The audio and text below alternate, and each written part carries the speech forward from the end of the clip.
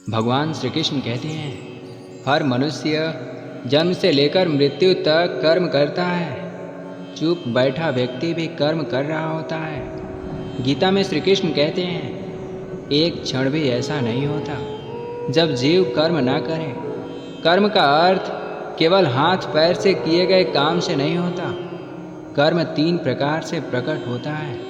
पहला मन से, दूसरा वाणी से और तीसरा शरीर से। जब मन में किसी के लिए शुभ भावना आती है, यह भी एक कर्म है। जब विचार गलत होते हैं तो यह भी एक कर्म है। वाणी से निकले शब्द दूसरों के मन को आशीर्वाद भी दे सकते हैं और घाव भी दे सकते हैं। गीता में श्री कृष्ण कहते हैं, मनुष्य अपने कर्मों से बंधता है और कर्मों से ही मुक्त भी होता है। अच्छे विचार जीवन में प्रकाश लाते हैं, बुरे विचार अंधेरा बढ़ाते हैं। इसलिए श्री कृष्ण ने अर्जुन को समझाया, कर्म सिर्फ नाम नहीं, कर्म एक ऊर्जा है जो ब्रह्मांड में फैलकर वापस लौटती है। कोई छोटा काम छोटा नहीं होता।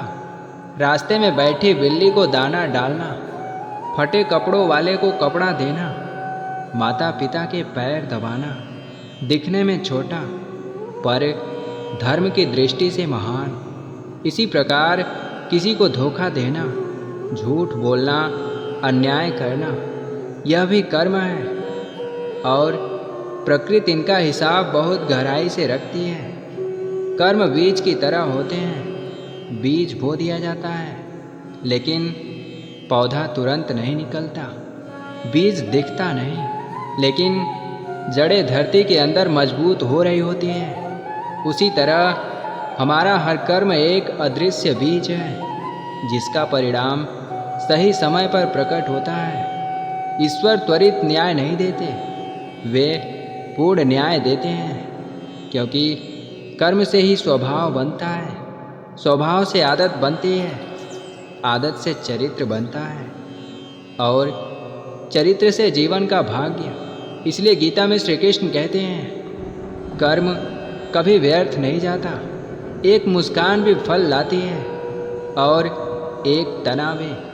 मनुष्य के पास एक ही अधिकार है, कर्म करने का, फल पर अधिकार नहीं। कर्म करते जाओ, फल की चिंता मत करो, क्योंकि चिंता मन को बांधती है और कर्म मन को मुक्त करता है। कई लोग कहते हैं, सब भाग्य में लिखा है, पर गीता में श्री कृष्ण कहते हैं, भाग्य वही है जो पहले किए कर्मों का फल है।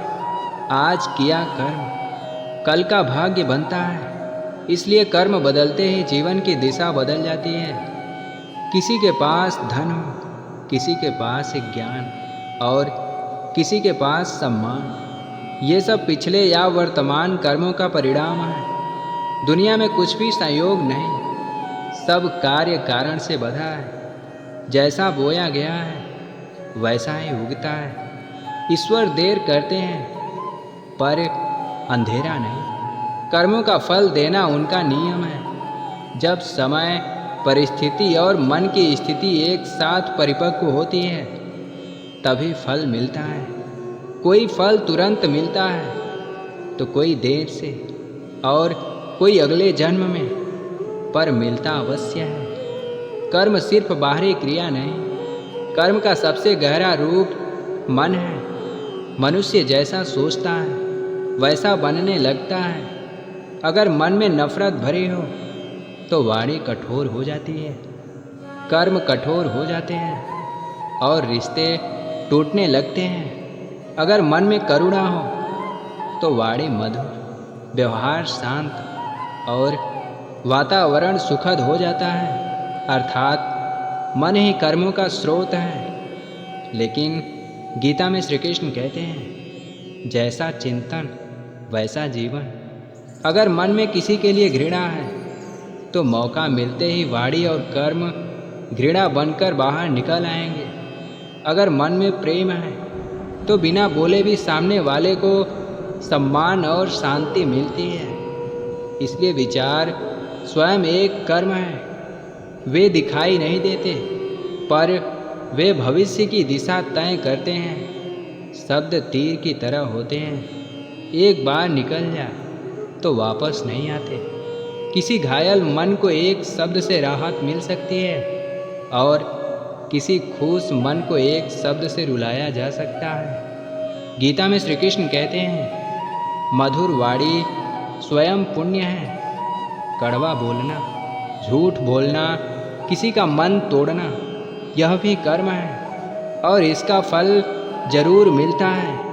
ईश्वर की दृष्टि में कर्म का आकार महत्वपूर्ण नहीं, भाव महत्वपूर्ण है।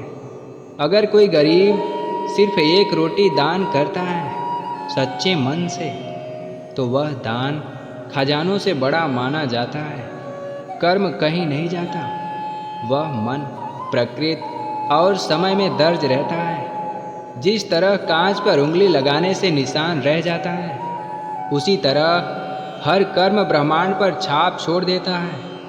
यही छाप भविष्य बनकर जीवन में लौट आती है। कई बार हम सोचते हैं हमने किसी को नुकसान नहीं पहुंचाया, लेकिन ईर्ष्या, द्वेष, जलन, किसी की बुरी कामना करना, किसी की बर्बादी की इच्छा करना, ये सब भी अदृश्य पाप कर्म है। ये किसी को चोट नहीं पहुंचाते, पर सबसे पहले अपने भीतर जहर घोलते हैं।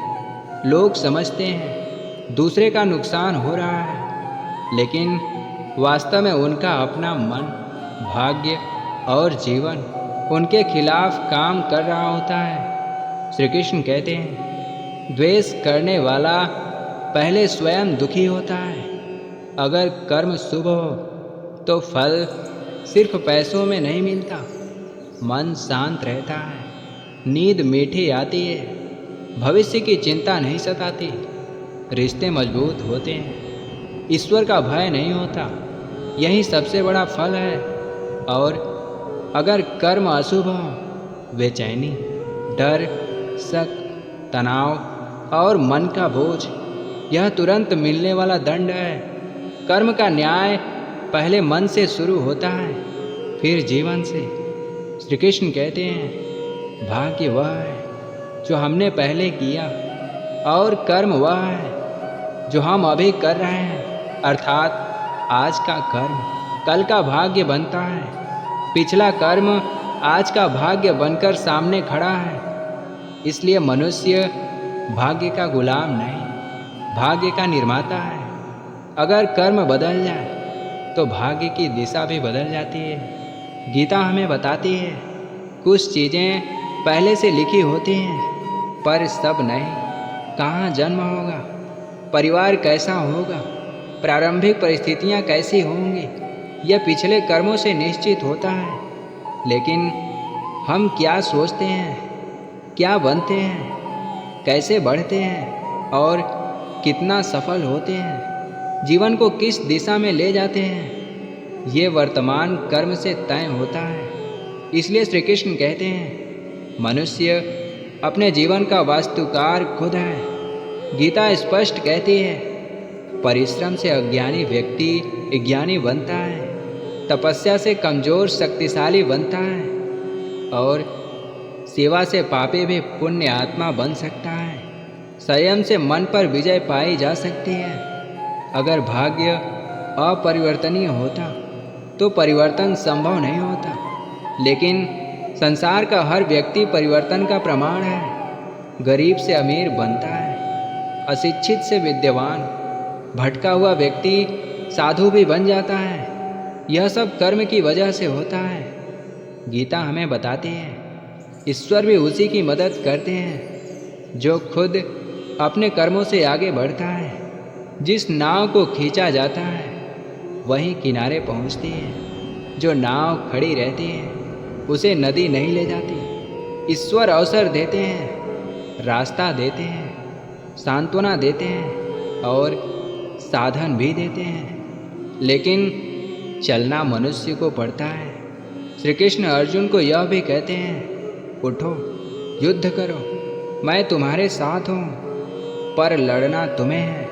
कर्म का न्याय बड़ा अद्भुत है। किसी को तुरंत फल मिलता है, किसी को देर से और किसी को अगले जन्म में, लेकिन फल निश्चित है। क्यों?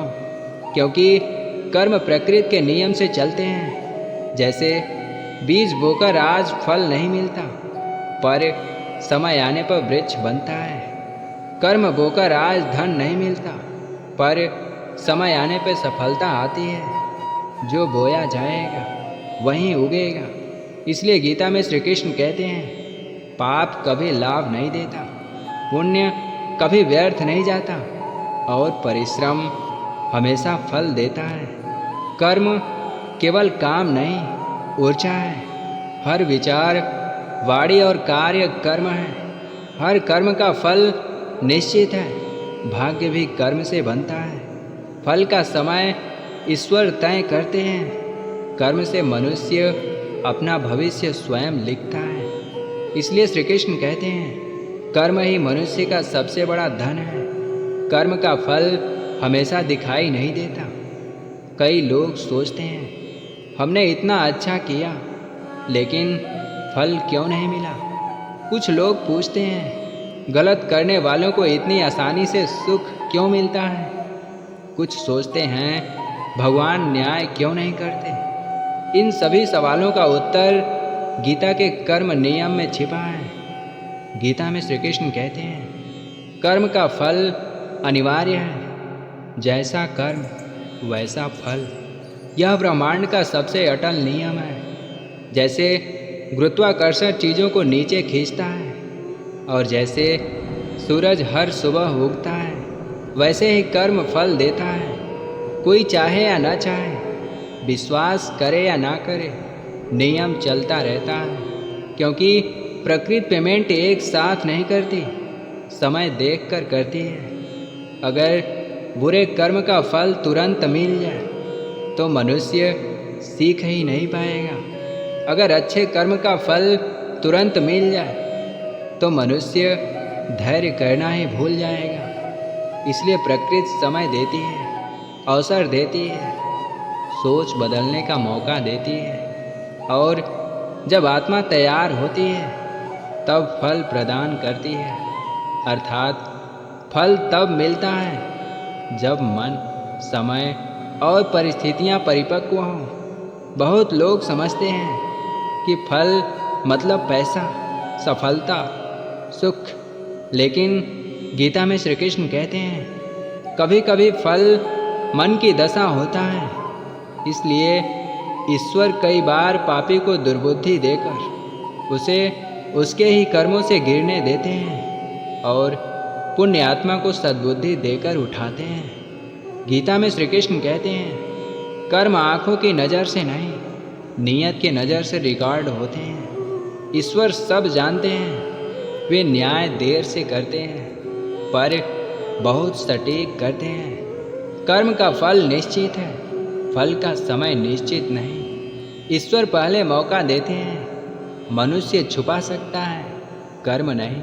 पुण्य और पाप एक दिन लौटते हैं। फल कभी इस जन्म में, कभी अगले जन्म में। इसलिए कर्म करते जाओ, फल की चिंता मत करो। समय पर सबका हिसाब हो जाएगा। मैंने किसी का बुरा नहीं किया, फिर मेरे जीवन में दुख क्यों? मैंने इतने मेहनत की, फिर भी सफलता देर से क्यों? दूसरे गलत होते हुए भी सुखी, और मैं सही होकर भी परेशान क्यों? यह प्रश्न सिर्फ आपका नहीं, हर भटकते मनुष्य का प्रश्न है।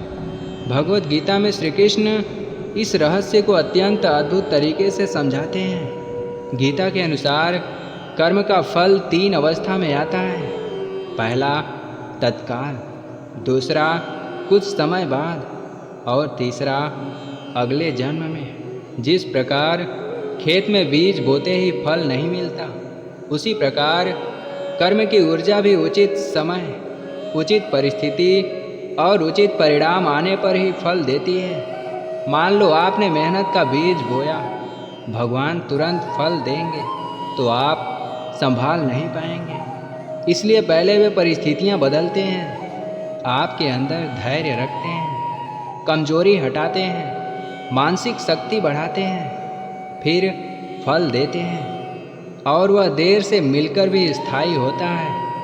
लोग सोचते हैं बुरे काम की सज़ा दर्द देकर मिलती है, लेकिन कई बार बुरे कर्म ऐसी स्थिति बनाते हैं, मौका गया, रिश्ते टूटे, सम्मान कम हुआ, आत्मविश्वास गिरा। यही फल है, बस दिखाई नहीं देता। कर्म का फल हमेशा आँखों से नहीं, जीवन की दिशा से समझ में आता है। जय श्री कृष्ण। राधे राधे।